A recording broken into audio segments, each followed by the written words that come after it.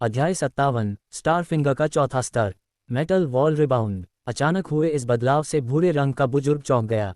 Metal wall technique शरीर को मजबूत करने वाली तकनीकों में काफ़ी अलोकप्रिय थी, क्योंकि ज़्यादातर कल्टीवेटर इसे केवल चौथे स्तर तक ही प्रशिक्षित कर सकते थे। हालांकि नकुल शॉ ने इसे 5वें स्तर तक प्रशिक्षित कर लिया था। मेटल वॉल टेक्निक का 5वां स्तर का मतलब था कि न केवल उसकी रक्षा में बहुत वृद्धि हुई, बल्कि इसका एक निश्चित रिबाउंड प्रभाव भी था। अगर यह एक लड़ाई में होता तो नकुल शॉ को केवल इस चाल का उपयोग करने की ज़रूरत होती और वह चौथे और 5वें दर्जे के कल्टीवेटरों से हमलों को तुरंत वापस प्रतिबिंबित कर सकता था और उन्हें बुरी तरह घायल कर सकता था। अधेड़ उम्र के आदमी ने कभी नहीं सोचा था कि नकुल शॉ के पास ये चाल थी। नकुल शॉ के मजबूत शरीर ने उसके हमले को झकझोर दिया था और उसे रिबाउंड से हल्की चोटें लगी थीं। स्टारफिंगर। नकुल शॉ ने अपने प्रतिद्वंद्वी के चकित होते ही अपनी सबसे मजबूत चाल का इस्तेमाल किया। श्वा, एक हल्की हरी रोशनी आई और अधेड़ उम्र के आदमी के शरीर में घुस गई। फ्लॉप, एक और छठे दर्जे के कल्टीवेटर का जीवन समाप्त हो गया था। दूर से दृश्य को देखकर भूरे रंग के बुजुर्ग के चेहरे पर अविश्वास और सदमा था। लाइटली फ्लोटिंग फेरी। नकुल शॉ ने बिल्कुल भी संकोच नहीं किया, क्योंकि उसने शॉ परिवार के सामने के गेट की ओर दौड़ने के लिए अपनी गति कौशल का उपयोग किया। इस समय केवल 3 किलोमीटर बचे थे और अपनी गति के साथ उसे केवल थोड़े समय की जरूरत थी। बच्चे, तुम कहाँ भाग रहे हो? भूरे रंग के बुजुर्ग ने एक धुंध में बदलकर और भी ज्यादा गति से उसका पीछा करते हुए कहा। हालांकि नकुल शॉ का गति कौशल बेहद गहरा था, लेकिन उसका पीछा करने वाला व्यक्ति एक मार्शल मास्टर था। मार्शल पद को 9 रैंकों में विभाजित किया गया था, जिसमें हर 3 रैंकों में एक बड़ा अंतर था। चौथे से छठे रैंक के कल्टीवेटरों को मार्शल आर्टिस्ट नाम दिया गया था और 7वें से 9वें रैंक के कल्टीवेटरों को मार्शल मास्टर्स के रूप में जाना जाता था। दोनों के बीच का अंतर एक चट्टान की तरह था। नकुल शॉ ने लाइटली फ्लोटिंग फेरी को अधिकतम तक संचालित किया, लेकिन उसने अभी भी अपने पीछे की हवा को करीब और करीब महसूस किया। इतनी तेजी से नकुल शॉ ने अनुमान लगाया कि प्रतिद्वंद्वी की गति उसकी दोगुनी थी। 15 सांसों के बाद भूरे रंग का बुजुर्ग नकुल शॉ के 10 मीटर के भीतर था। नकुल शॉ ने गहरी सांस ली और एयर क्रॉसिंग ब्रीदिंग टेक्निक को सीमा तक धकेल दिया। इस स्थिति में नकुल शॉ की गति सामान्य से 10% से ज्यादा तेज थी।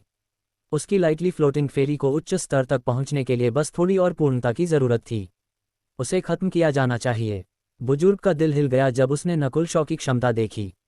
अगर उसके जैसा कोई प्रतिभाशाली व्यक्ति जीवित रहता तो वह 10 साल के भीतर सनफेदर सिटी के सबसे मजबूत लोगों में से एक बन सकता था।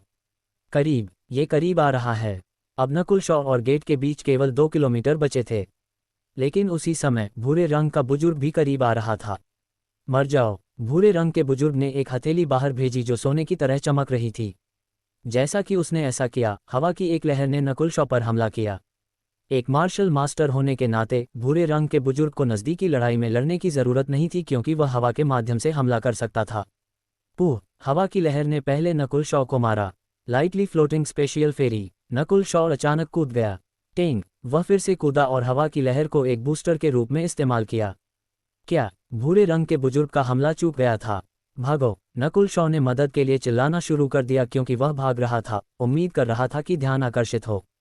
मर जाओ। डबल जंपिंग, मैं भी कर सकता हूँ। भूरे रंग के बुजुर्ग ने उसके पीछे हवा में डबल जंप किया। लैम्बर्ट परिवार के बुजुर्गों में से एक होने के नाते उसके पास स्वाभाविक रूप से शिखर रैंक की गति कौशल तक पहुंच थी और उसने उन्हें उच्च स्तर तक प्रशिक्षित किया था। Tang tang. नकुल शॉ जाहिर तौर पर कोई ऐसा व्यक्ति नहीं था जो अपनी मौत का इंतजार करता और महत्वपूर्ण पल में वह ट्रिपल जंप करने में कामयाब रहा। लेकिन इस तरह दोनों करीब आ गए। दोनों आकृतियां लगभग एक ही समय में जमीन पर उतर गईं। क्लाउड/पाम। भूरे रंग के बुजुर्ग ने फिर से हमला किया। सिर्फ सदमे की लहर ही 5वें दर्जे के कल्टीवेटरों को तुरंत मार सकती थी। पफ। नकुल शॉ ने तुरंत रोकने के लिए मेटल वॉल टेक्निक का उपयोग किया, लेकिन तब भी वह घायल हो गया। अगर यह किसी और छठे दर्जे का होता तो वे शायद तुरंत अपंग हो गए होते। 7वें दर्जे के मार्शल मास्टर्स के दूरी के हमले थोड़े कमज़ोर हो गए थे, क्योंकि शक्ति शरीर को छोड़ चुकी थी। लेकिन अगर कोई 8वें दर्जे तक पहुंच जाता तो दूरी का हमला उस क्षति के बराबर होता जो वे नज़दीकी लड़ाई में करते। किंवदंतियों के अनुसार अगर कोई 9वें दर्जे तक पहुंच जाता तो दूरी के हमले नज़दीकी हमलों से भी ज़्यादा मजबूत होते। ये किस्मत की बात थी कि बुजुर्ग केवल 7वें दर्जे का था और 8वें का नहीं। नकुल शॉ के एक और सीधे सामने के हमले लेने के बाद उसने आगे बढ़ने के लिए बचे हुए झटके का उपयोग किया। Cloud opening the mountains. इस पल में भूरे रंग के बूढ़े आदमी ने नकुल शॉ पर एक विनाशकारी रूप से शक्तिशाली हथेली भेजी। ये हमला अनडोजेबल था। अगर यह सन फेदर सिटी के भीतर किसी और छठे दर्जे का होता तो वे अपना आधा जीवन खो देते, अगर सब कुछ नहीं। दबाव के तहत नकुल शॉ की आंख को उसकी सीमा तक धकेल दिया गया था। उसकी आंख में बुजुर्ग की हरकत धीमी और धीमी हो गई, यहाँ तक कि उसके शरीर में बदलाव भी नकुल शॉ द्वारा देखे गए थे। यहाँ तक कि बुजुर्ग की छोटी मोटी कमियां भी उसके द्वारा देखी गई थीं। Mysterious wind palm. महत्वपूर्ण पल में नकुल शॉ ने एक अजीब चाल का उपयोग किया। हुटिल्ड। नकुल शॉ ने अचानक वन विद द हेवंस आभा दी। उस पल में उस चाल का उपयोग करने वाली लड़की का दृश्य उसकी बाईं आंख के पिच ब्लैक आयाम में फिर से दिखाई दिया। इस तथ्य से कि उसने सिद्धार्थ ग्रिफिन की वन विद द हेवंस आभा की नकल की थी, नकुल शॉ को हथेली में और ज्यादा अंतर्दृष्टि मिली। ये किस तरह की चाल है? भूरे रंग के बुजुर्ग ने महसूस किया कि उसके प्रतिद्वंद्वी की हथेली में एक प्राकृतिक फिर भी समझ से बाहर की भावना थी। Mysterious wind palm. Nakul Shaw हवा में उछल गया और एक नीली चमक उसकी हथेली के भीतर बनी क्योंकि उसने हमला किया। हथेली प्रकृति से ही उत्पन्न हुई लगती थी। Cloud opening the mountains. दोनों हमले जोरदार तरीके से टकराए।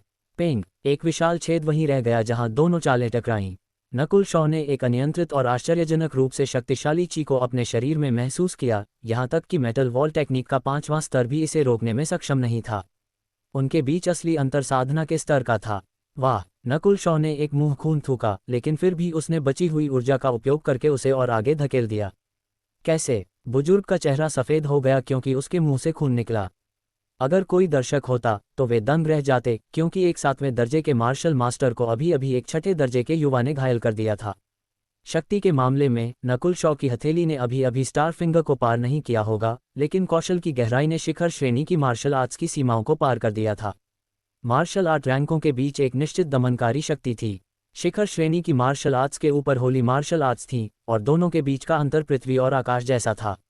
नकुल शॉ की मिस्टीरियस विंड पाम ने गहराई के मामले में बुजुर्ग के हमले को पार कर लिया था। यह उसके पास मौजूद फायदों में से एक था। एक और ये था कि नकुल शॉ की मेटल वॉल टेक्निक 5वें स्तर तक पहुंच गई थी, जिससे उसकी रक्षा बुजुर्ग की तुलना में ज्यादा मजबूत हो गई थी। आखिरी फायदा नकुल शॉ के पास यह था कि बुजुर्ग चांदी की आकृति से लड़ते समय घायल हो गया था, और नकुल शॉ ने उन चोटों को देखा था जो बुजुर्ग को लगी थीं और उन बिंदुओं पर बिल्कुल मारा था। इसलिए बुजुर्ग घायल हो गया था, और अगर वह आराम नहीं करता या खुद को ठीक नहीं करता तो उसके मरने का जोखिम था। हा, हम बाद में मिलेंगे। नकुल शॉ हंसा क्योंकि वह सामने के गेट की ओर दौड़ा। पीले चेहरे वाले बुजुर्ग ने केवल अपने दांत पीसकर और नकुल शॉ को भागते हुए देखा। नकुल शॉ सामने के गेट के करीब और करीब आ गया, और इस समय उसने भूरे रंग के बूढ़े आदमी को वापस रात में मिल जाते देखा। हुटिल्ड। नकुल शॉ ने एक सांस छोड़ी, फिर खुद को ठीक करने में मदद करने के लिए कुछ दवाइयां लीं। अपने कमरे में नकुल शॉ अपने आप को ठीक करने की पूरी कोशिश करते हुए क्रॉस लेग बैठा था। 10 से 15 दिनों की रिकवरी के बिना मैं पूरी तरह से ठीक नहीं हो सकता। लेकिन लैम्बर्ट परिवार का बुजुर्ग और भी ज्यादा घायल है। नकुल शॉ ने खुद से बुदबुदाया। जो कुछ हुआ था उससे रोमांचित था। उसे गर्व करने का अधिकार था, एक मार्शल मास्टर से बचकर और उसे घायल करके, लेकिन नकुल शॉ जानता था कि ऐसा केवल इसलिए था क्योंकि प्रतिद्वंद्वी पहले से ही घायल हो गया था और उसकी मिस्टीरियस विंड पाम ने महत्वपूर्ण बिंदु पर मारा था। अगले कुछ दिनों तक नकुल शॉ घर पर रहा, खुद को ठीक करने पर ध्यान केंद्रित कर रहा था। जब वह ठीक हो रहा था तो वह अपनी ज्यादातर स्किल्स जैसे कि मेटल वॉल टेक्निक और स्टार फिंगर को प्रशिक्षित नहीं कर सका, इसलिए उसने 2 अलग अलग दृश्यों से अंतर्दृष्टि प्राप्त करने की कोशिश करने के लिए समय का उपयोग किया। 2 दृश्य घाटी की लड़की से थे और दूसरा सिद्धार्थ ग्रिफिन से था। सिद्धार्थ ग्रिफिन की चाल को समझना आसान था, और 2 दिनों के भीतर नकुल शॉ ने इसे समझ लिया था। फिर नकुल शॉ ने मिस्टीरियस विंड पाम और स्टार फिंगर में अंतर्दृष्टि प्राप्त करना शुरू कर दिया। हालांकि मिस्टीरियस विंड पाम केवल एक चाल थी, इसकी कठिनाई अविश्वसनीय थी, इसलिए उसकी प्रगति धीमी थी। नकुल शॉ को स्टार फिंगर में अंतर्दृष्टि प्राप्त करने पर और ज्यादा ध्यान केंद्रित करना पड़ा, और मिस्टीरियस विंड पाम की तुलना में ये बहुत आसान था। इस तथ्य से कि उसने सिद्धार्थ ग्रिफिन की चाल सीखी थी, उसके लिए इसे समझना और भी आसान हो गया था। धीरे धीरे लेकिन लगातार नकुल शॉ की स्टार फिंगर की प्रबुद्धता 4थे स्तर तक पहुंच गई थी। पहले कुछ दिनों तक वह ठीक से प्रशिक्षण नहीं कर सका क्योंकि वह अभी भी घायल था, लेकिन जब वह 70% से ज्यादा ठीक हो गया था तो नकुल शॉ ने एक बार फिर से खेती करना शुरू कर दिया। श्वा श्वा नकुल शॉ की उंगली बार बार समय को छेदती रही और उसकी इनर स्ट्रेंथ तेज और तेज होती गई। जब से उसने सिद्धार्थ ग्रिफिन की चाल सीखी थी, तब से नकुल शॉ की स्टार फिंगर एक हास्यास्पद दर पर बढ़ गई थी। शू! अचानक नकुल शॉ की उंगली से एक हल्की नीली रोशनी बाहर निकली। प्यू! दीवार पर एक छोटा सा छेद दिखाई दिया। स्पेशियल स्टार फिंगर हासिल हो गई थी। अध्याय 58 कारावास का आदेश। Special star finger. Nakul Shaw के दिल में खुशी की लहर दौड़ गई। इस पल में अगर कोई और मौजूद होता तो वे चौंक जाते। क्या ये युवा इतनी कम उम्र में 7वें दर्जे तक पहुंच गया था? हर कोई जानता था कि केवल मार्शल मास्टर्स ही अपनी इन स्ट्रेंथ को हवा में छोड़ सकते थे। यह एक ऐसा स्तर था जिसे ज्यादातर कल्टीवेटर केवल पहुंचने का सपना देखते थे। लेकिन नकुल शॉ एक मार्शल मास्टर नहीं था। उसकी साधना कुछ समय पहले 6ठी रैंक तक पहुंच गई थी। ये सब स्टार फिंगर के चौथे स्तर तक पहुंचने के कारण था। स्टार फिंगर के चौथे स्तर पर कोई भी अपनी ची को संक्षेपित कर सकता था और उसे हवा के माध्यम से शूट कर सकता था। जाहिर है इस कौशल को दूसरों की तुलना में प्रशिक्षित करना ज्यादा कठिन था, और यहाँ तक कि एल्डरशॉ, जिन्होंने मार्शल आर्ट्स लाइब्रेरी की रखवाली की थी, भी अपने छोटे दिनों में इसके केवल तीसरे स्तर तक पहुंचे थे। एल्डरशॉ ने अनुमान लगाया था कि यह कौशल एक half step holy martial art हो सकता है। यहाँ तक कि प्रतिभाशाली लोगों को भी चौथे स्तर तक इस कौशल को प्रशिक्षित करने के लिए कम से कम 7वें दर्जे पर होने की जरूरत थी। इसलिए 6ठी रैंक के कल्टीवेटरों का हवा के माध्यम से हमला करना अनसुना था। ब्रेक। एक हरी चमक हवा में चमक गई और 2 मीटर दूर खिड़की से टकराए। कांच के बिखरने की एक चीख थी क्योंकि खिड़की टूट गई थी। चूंकि स्टार फिंगर अभी अभी चौथे स्तर तक पहुंची थी, इसलिए इससे होने वाला नुकसान ज्यादा नहीं था। ये केवल उसकी नज़दीकी लड़ाई की शक्ति का लगभग आधा था। लेकिन फिर भी उंगली अभी भी सामान्य मार्शल आर्टिस्ट को तुरंत मार सकती थी। अगले 2 दिनों के लिए नकुल शॉ ने अपनी स्टार फिंगर को मजबूत किया। अपने दिमाग के अंदर वह अभी भी वन विद द हेवेंस की भावना में अंतर्दृष्टि प्राप्त करने की कोशिश कर रहा था। पू पू पू। नकुल शॉ किसी तरह लगातार उंगलियों को बाहर निकालने में कामयाब रहा। उनसे होने वाला नुकसान उसकी नज़दीकी लड़ाई के हमलों का 60 से 70% था, लेकिन एक बार जब रेंज 2 मीटर से ज्यादा हो जाती तो शक्ति काफ़ी कम हो जाती। अगर नकुल शॉ मार रहा होता तो वह केवल एक उंगली से 7वें दर्जे के तहत लगभग किसी भी कल्टीवेटर को मार सकता था। नकुल शॉ को विश्वास था कि वह लैम्बर्ट परिवार के बुजुर्ग से फिर से लड़ने पर इतना परेशान नहीं होगा। हुटिल्ड। नकुल शॉ कमरे से बाहर चला गया और ताज़ी हवा को सूंघा। भाई शॉ लंबे समय से एकांत ध्यान में रहे हैं तो ज़रूर कोई सफलता मिली होगी, है ना? तनु शॉ मुस्कुराई जैसे ही वह चल कर आए। मुझे शिखर सम्मेलन के बाद कुछ अंतर्दृष्टि मिली, नकुल शॉ ने जवाब दिया। मुख्य कारण वह अपने कमरे से बाहर नहीं निकला था क्योंकि वह ठीक हो रहा था, क्योंकि वह उस दिन बुरी तरह घायल हो गया था। उसे सुनकर तनु शॉ तुरंत उत्साहित हो गई। पड़ोसी होने के नाते दोनों अक्सर मिलते थे, इसलिए थोड़ी बहुत लड़ाई से बचा नहीं जा सकता था। नकुल शॉ ने अभी भी अपनी दिखने वाली साधना को 5वीं रैंक तक दबा दिया, लेकिन वह अक्सर तनु शॉ के साथ लड़ाई करते समय वन विद द हेवेंस आभा को छोड़ता था। तनु शॉ छलांग और सीमा से बढ़ रही थी और उसने एक शिखर रैंक मार्शल आर्ट भी सीख ली थी, स्पिरिचुअल विंड स्लाइस। उसकी जैद जैसी उंगलियों पर एक बैंगनी चमक दिखाई दी क्योंकि उसने अपनी हथेली पर अपनी इन स्ट्रेंथ को संक्षेपित किया। उसके द्वारा बनाई गई हर एक स्लाइस से चट्टान को काटा जा सकता था। Spiritual wind slice. Tanu Shaw के पास ये कौशल कब आया? नकुल शॉ ने कहा। स्पिरिचुअल विंड स्लाइस की गहराई उसकी स्टार फिंगर के बराबर थी। स्पिरिचुअल विंड स्लाइस का फायदा यह था कि यह तेज और तेज थी, जबकि स्टार फिंगर शुद्ध शक्ति के लिए प्रयास करती थी। हाँ, मैं 4 महान प्रतिभाओं में से एक बन गई हूँ, इसलिए यह पुरस्कार था जो उच्च स्तरों ने मुझे दिया, तनु शॉ ने खुशी से कहा। क्या ऐसा लग रहा था कि जब वह ठीक हो रहा था तब काफ़ी महत्वपूर्ण चीज़ें हुईं? क्या भाई शॉ को कोई पुरस्कार नहीं मिला? इस बार तनु शॉ की बारी थी कि वह अजीब महसूस करे। नहीं, नकुल शॉ ने अपना सिर हिलाया। तार्किक रूप से उसे तनु शॉ से भी बेहतर पुरस्कार मिलना चाहिए था क्योंकि उसकी रैंकिंग और भी ज्यादा थी। तुम्हें किसी एक बुजुर्ग से पूछना चाहिए, तनु शॉ ने कहा। तनु शॉ के साथ लड़ाई करते समय नकुल शॉ को एक और चौंकाने वाली खबर का पता चला। वह जो शिखर सम्मेलन में उसके साथ पहले स्थान पर रहा था, सिद्धार्थ ग्रिफिन, हवा में गायब हो गया था। शिखर सम्मेलन के अंत के बाद से 10 दिन हो गए हैं। वह बिना किसी निशान के क्यों गायब हो जाएगा?